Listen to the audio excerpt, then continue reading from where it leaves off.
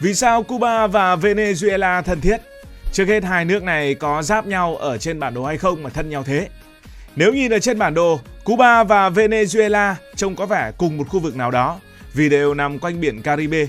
Nhưng mà thật ra vị trí địa lý của hai nước này thì lại khá là khác nhau. Cuba là một quốc đảo, toàn bộ lãnh thổ nằm trên đảo và các đảo nhỏ xung quanh, không hề dính với đất liền của bất kỳ nước nào cả. Đảo Cuba kéo dài hơn 1.200 km từ đông sang tây, nằm như một dải đất chắn giữa vịnh Mexico và Đại Tây Dương. Và vì là đảo nên Cuba rất thuận lợi về đường biển, nhưng đổi lại, nếu bị phong tỏa thì cũng rất dễ bị cô lập. Venezuela thì khác, Venezuela không phải là đảo, đây là một quốc gia lục địa ở Nam Mỹ và có đường bờ biển dài nhìn ra Caribe, nhưng phía sau là cả một vùng đất rộng lớn. Venezuela giáp với một số quốc gia như là Colombia, Brazil và Guyana, có rừng, có núi, có đồng bằng, đặc biệt là có dầu mỏ. Cuba giống như một ngôi nhà giữa biển khơi, còn Venezuela là một đại gia trên đất liền và quay mặt hướng biển. Sự khác biệt này thể hiện rất rõ ở diện tích. Cuba rộng khoảng 110.000 km vuông, bằng 1/3 Việt Nam, nhưng đã là nước lớn nhất vùng Caribe. Song so với các nước lục địa thì vẫn khá nhỏ. Venezuela rộng đến hơn 900.000 km vuông, tức là rộng hơn Cuba khoảng gần 9 lần. Diện tích lớn đồng nghĩa với tài nguyên nhiều hơn, nhiều chỗ để mà sinh sống hơn, ít nhất là trên lý thuyết. Cuba thì ngược lại, ít đất, tài nguyên không nhiều nên mọi thứ đều phải tính toán rất chặt chẽ và chi li. Dân số cũng chênh lệch tương tự. Cuba hiện có khoảng 11 triệu dân, sống khá tập trung ở những thành phố lớn như là Havana. Venezuela thì có chưa đầy 30 triệu dân, nhưng con số này cũng đã là hơn gấp đôi Cuba rồi, trải rộng trên một lãnh thổ lớn hơn rất nhiều. Trước khi khủng hoảng nổ ra, Venezuela được coi là nhà giàu dầu mỏ, nứt đổ vách của khu vực, còn Cuba là nước phải xoay sở trong điều kiện thiếu thốn kéo dài. Vậy hai nước có gần nhau hay không? Nói theo kiểu là có giáp biên giới hay không thì câu trả lời chắc chắn là không. Đảo thì lấy đâu ra một cái chỗ nào đó mà giáp một nước ở trên đất liền. Nhưng họ giáp nhau ở chỗ biển. Giữa Cuba và Venezuela đó là biển Caribe. Không có đường bộ nối liền nhưng biển thì sẽ nối liền được mọi chỗ. Nếu hỏi theo nghĩa địa lý khu vực thì họ lại không hề xa. Cả hai đều nằm quanh một mặt biển, cùng sử dụng các tuyến hàng hải Caribe. Khoảng cách đường bờ biển từ Cuba tới bờ biển phía bắc Venezuela khoảng hơn 1.000 cây số. Với tàu biển hay máy bay thì lại không phải là xa. Chính vì vậy có thể khẳng định một điều dễ hiểu như thế này. Cuba và Venezuela về mặt địa lý không phải là hàng xóm sát vách, nhưng cũng không phải là hai nước ở hai đầu thế giới đến mức quá cách xa. Họ ở cùng một vùng biển, đủ gần để qua lại hợp tác, vận chuyển dầu mỏ, con người và cả những ảnh hưởng với nhau. Về mặt địa lý, mối quan hệ của họ là đủ gần để cần nhau nhưng lại không dính chặt về đất liền. Và điều đó góp phần lý giải vì sao hai nước này dễ bắt tay nhau. Cụ thể hơn, tại sao hai nước lại thân thiết với nhau như vậy thì chúng ta cần phải nhìn vào câu chuyện lịch sử chứ không chỉ là địa lý. Cái mối quan hệ giữa Cuba và Venezuela thì liên quan đến một nước thứ ba và nước đó chính là nước Mỹ. Với Cuba, Mỹ là một trong những nỗi ám ảnh mang tính sống còn. Từ năm 1962 cho đến nay, Cuba đã phải sống trong tình trạng bị Mỹ cấm vận liên tục hơn 60 năm. Cấm vận ở đây không chỉ là cấm mua bán với Mỹ mà là cắt gần như toàn bộ đường sống về kinh tế.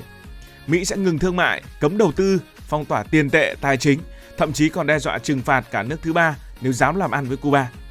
Một đảo quốc nhỏ, tài nguyên thì ít, nằm sát nước Mỹ mà lại bị cấm vận như vậy thì đó là một áp lực rất lớn, kéo dài hết năm này sang năm khác.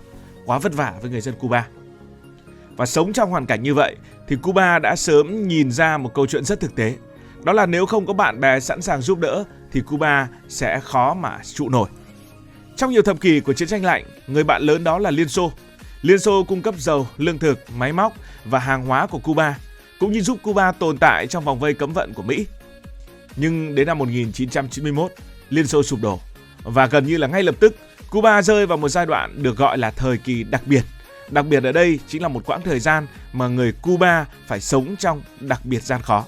Trong cái thời kỳ đặc biệt này thì đất nước Cuba thiếu lương thực, thiếu điện, thiếu xăng dầu nghiêm trọng, giao thông vất vả, ô tô nhiều chiếc đã cũ rồi bây giờ lại không có xăng, không có dầu để mà chạy.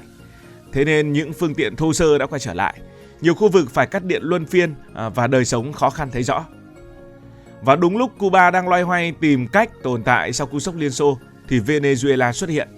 Sự thật thì trước năm 1999, Venezuela cũng chưa phải là bạn của Cuba, một mối quan hệ cũng bình thường. Ngược lại, Venezuela khi đó còn được xem là sân sau của nước Mỹ ở khu vực Nam Mỹ. Bởi vì lúc bấy giờ thì Venezuela đã bán phần lớn dầu mỏ cho Mỹ, có mối quan hệ khá thân thiết với phương Tây. Giới tinh hoa cũng sống rất kiểu Mỹ Latin phiên bản Miami, giàu có, tiêu tiền rất là thoải mái, ít quan tâm đến những khẩu hiệu hay là những câu chuyện gì đó. Cuba khi ấy thì nhìn Venezuela cũng giống như nhiều nước Mỹ Latin khác, không xa lạ nhưng cũng chẳng thân thiết và cũng ít kỳ vọng. Nhưng mọi thứ thay đổi với cột mốc năm 1999 khi Venezuela rẽ sang một hướng khác. Từ một nước bán dầu cho Mỹ và đứng trong quỹ đạo phương Tây, Venezuela bắt đầu rời xa nước Mỹ và xích lại gần những nước từng bị Mỹ gây sức ép, trong đó có Cuba. Với Cuba, sự xuất hiện của Venezuela lúc đó giống như một sự giúp đỡ rất cần thiết. Sau khi mất sự hỗ trợ của Liên Xô, Cuba không còn nhiều lựa chọn. Vì thế, việc Venezuela sẵn sàng bước ra khỏi vòng ảnh hưởng cũ và bắt tay với Cuba đã mở ra một chương hoàn toàn mới cho quan hệ giữa hai nước. Đó chính là sự xuất hiện của ông Hugo Chavez. Ông Hugo Chavez lên làm tổng thống vào chính năm 1999, cột mốc đặc biệt mà chúng ta đang nhắc đến. Ông thần tượng lãnh tụ Fidel Castro. Và với ông Hugo Chavez, Cuba là một biểu tượng của sự kiên cường, bị bao vây nhưng không sụp đổ, vẫn giữ được chính quyền, hệ thống, quân đội và giáo dục, y tế vẫn rất phát triển. Ông Chavez cũng hiểu rõ, sớm muộn gì thì Mỹ cũng tìm cách can thiệp vào Venezuela. Và Cuba cho Venezuela rất nhiều bài học kinh nghiệm. Với Cuba, mối quan hệ với Venezuela là một mối quan hệ của những người bạn với nhau. Cuba nhìn thấy ở Venezuela một điều mà họ thiếu trong suốt nhiều thập kỷ, đó là năng lượng. Venezuela là quốc gia có trữ lượng dầu mỏ lớn nhất thế giới đã được chứng minh. Trong khi đó, Cuba gần như không có dầu, lại bị cấm vận, rất khó mua xăng dầu trên thị trường quốc tế. Hai nước đã xích lại gần nhau từ đầu những năm 2000. Đó là lúc Cuba tìm được một nguồn năng lượng mới. Từ đầu thập niên 2000, dưới thời ông Hugo Chavez, Venezuela bắt đầu cung cấp cho Cuba dầu, khoảng 90.000 cho đến 100.000 thùng dầu mỗi ngày. Đây là một con số rất lớn với một đảo quốc như Cuba. Không chỉ là số lượng mà còn kèm theo những điều kiện cực kỳ ưu đãi, thường là giá rẻ hơn thị trường, được phép thanh toán chậm, thậm chí có giai đoạn Cuba trả bằng dịch vụ thay vì tiền mặt.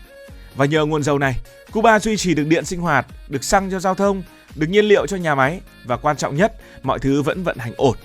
Nếu không có nguồn dầu Venezuela, Cuba sẽ gặp cảnh khó khăn quen thuộc của thập niên 90, đó là mất điện diện rộng, thiếu xăng dầu, sản xuất đình trệ và kinh tế khó khăn. Đổi lại, Cuba khi mà không có đủ tiền để trả thì lại có thứ mà Venezuela rất cần, đó là con người. Nhờ hệ thống giáo dục và đào tạo tập trung chất lượng tốt trong suốt nhiều năm, Cuba sở hữu một lực lượng nhân lực mà nhiều nước Mỹ Latin không có. Đó là bác sĩ, đó là y tá, đó là giáo viên, đó là những huấn luyện viên thể thao cừ khôi và cả những chuyên gia kỹ thuật, những người sẵn sàng làm việc trong điều kiện khó khăn. Trong giai đoạn cao điểm, có hàng chục nghìn bác sĩ Cuba đã được cử đến sang Venezuela, phủ khắp các khu ổ chuột, những vùng nghèo đói, những nơi người dân trước đó gần như không được chăm sóc y tế một cách đàng hoàng. Những phòng khám nhỏ, đơn sơ nhưng vẫn đủ giúp cho người dân được khám bệnh, được tiêm chủng, được sinh con an toàn. Đó là những thứ rất cơ bản nhưng cực kỳ quan trọng với đất nước Venezuela. Không chỉ có y tế, Cuba còn hỗ trợ Venezuela ở lĩnh vực an ninh, một mảng rất là nhạy cảm. Sau vụ đảo chính hụt vào năm 2002, ông Chavez biết rằng mối nguy lớn nhất không chỉ từ nước Mỹ mà còn từ bên trong, tức là trong quân đội, trong chính bộ máy an ninh của Venezuela. Từ đó Cuba được mời hỗ trợ tư vấn về an ninh, xây dựng hệ thống tình báo và huấn luyện phản gián. Cuba thì cừ khôi trong việc này vì họ đã sống trong trạng thái bị đe dọa liên tục suốt hơn 60 năm. Với Cuba, phản gián không chỉ là kỹ năng mà là bản năng để sống sót. Những cố vấn Cuba thường không xuất hiện một cách công khai, nhưng họ vẫn luôn giúp đỡ Venezuela. Khi ông Chavez qua đời vào năm 2013 và ông Nicolás Maduro lên thay, Venezuela lại rơi vào khủng hoảng nặng nề. Sản lượng dầu giảm mạnh, kinh tế sụp đổ, lạm phát có lúc lên đến hàng nghìn % mỗi năm, đời sống người dân thiếu thốn. Nhưng ngay cả trong hoàn cảnh đó, hai nước vẫn gắn chặt với nhau. Lý do rất đơn giản, nếu Venezuela gặp vấn đề gì, Cuba cũng sẽ mất đi một người bạn quan trọng, đồng nghĩa với nguy cơ gặp khủng hoảng năng lượng ngay tức thì. Ngược lại, Venezuela của ông Maduro càng bị cô lập thì càng cần Cuba, một người bạn cung cấp nhân lực, kinh nghiệm và sự ủng hộ nữa. Vì vậy, quan hệ Venezuela-Cuba là mối quan hệ không thể thiếu.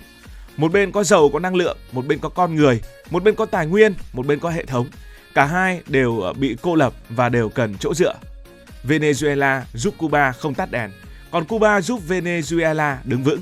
Và chính sự trao đổi rất thực tế đó đã giữ cho mối quan hệ này tồn tại bền bỉ trong suốt 2 thập kỷ qua. Tổng kết lại, Cuba và Venezuela thân thiết bởi vì họ cùng đối đầu với Mỹ, một bên có dầu, một bên có con người và họ cùng bị cấm vận, cùng gặp khó khăn. Cảm ơn vì đã quan tâm theo dõi câu chuyện này. Nếu cảm thấy thú vị, bạn có thể nhấn nút đăng ký kênh, bật chuông thông báo và chia sẻ. Còn bây giờ thì xin được nói lời chào tạm biệt. Cảm ơn các bạn đã dành sự đồng hành cùng Hải Thanh Story. Đi qua những vùng đất, khám phá những điều mới.